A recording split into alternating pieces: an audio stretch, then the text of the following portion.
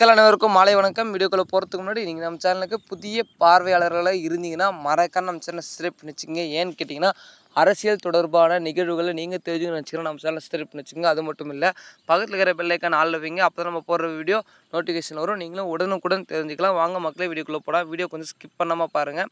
அதாவது இறந்து போன அனைத்து குடும்பங்களுக்கும் நம்ம தாவேகா சார்பாக தமிழக வெற்றி கழக தலைவர் விஜய் அவர்கள் பார்த்திங்கன்னா ஆழ்ந்த இரங்கலை சொல்லியிருக்காரு.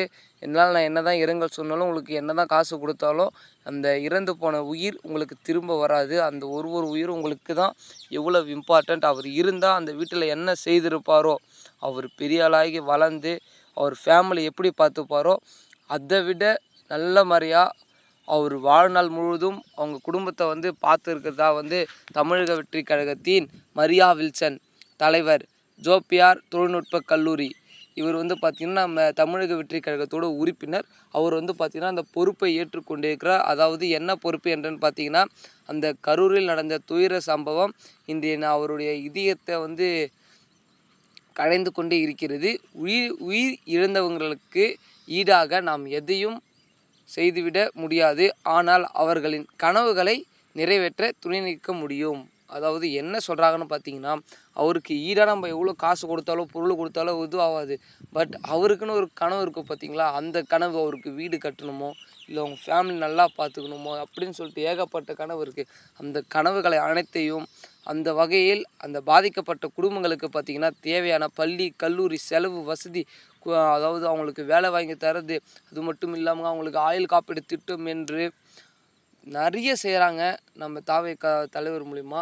உங்களுக்கு எல்லாருக்கும் ஒரு விஷயம் தெரியாதுன்னு நினைக்கிறேன். அதாவது நமது அதிமுக முன்னாள் முதலமைச்சர் செல்வி ஜெயலலிதா அவர்கள் இந்த மாதிரி ஒரு வாட்டி பொது கூட்டல பிரச்சாரமும் பண்ணல. அவங்க ஒரு கோவிலுக்கு போக சொல்ல ஏற்பட்ட பார்த்திங்கன்னா ஜனத்தால் 49 பேர் உயிரிழந்திருக்காங்க.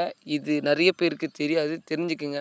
ஏன்னு கேட்டிங்கன்னா இது மட்டும்தான் ஃபஸ்ட்டு இல்லை, அதுக்கப்புறம் நடந்தது இது மட்டும்தான். ஏன்னா அவங்களும் ஒரு பெரிய நடிகையாக இருந்து தான் அரசியலுக்கு வந்தாங்க. அதனால் அவங்களுக்கு கூட்டம் கூடிச்சு, சரிங்களா? அதனால அப்பயே அவங்களுக்கு அந்த பலி வந்திருக்கு. எவ்வளோ 49 பலி. இப்போது முதலமைச்சர், அதாவது நாளைய முதலமைச்சர், இன்றைய முதலமைச்சர் என்று நிறைய சொல்லிக்கிட்டே போகலாம். அதாவது நம்ம தாவேகா தலைவர் விஜய் அவர்கள் கூட்டத்திலும் அவ்வளோ ஜனம் வருது. ஆச்சரியப்படுற விஷயம் கூட இல்லை, கண்டிப்பாக வரும்.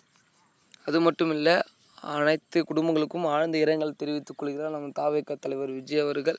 மேலும் இது தொடர்பான செய்திகளை தெரிந்து கொள்ள வேண்டுமானால் நமது சேனலை சப்ஸ்கிரைப் செய்து கொள்ளுங்கள். அது மட்டும் இல்லை, பக்கத்தில் இருக்கிற பெல் ஐக்கான ஆளில் வைங்க. அப்போ தான் நம்ம போகிற ஒவ்வொரு நோட்டிஃபிகேஷன் வரும். நீங்களும் உடனுக்குடனே தெரிஞ்சுக்கலாம். ஓகே மக்களே, பாய். அடுத்த வீடியோவில் அடுத்த காணொலியில் சந்திப்போம். நன்றி, வணக்கம்.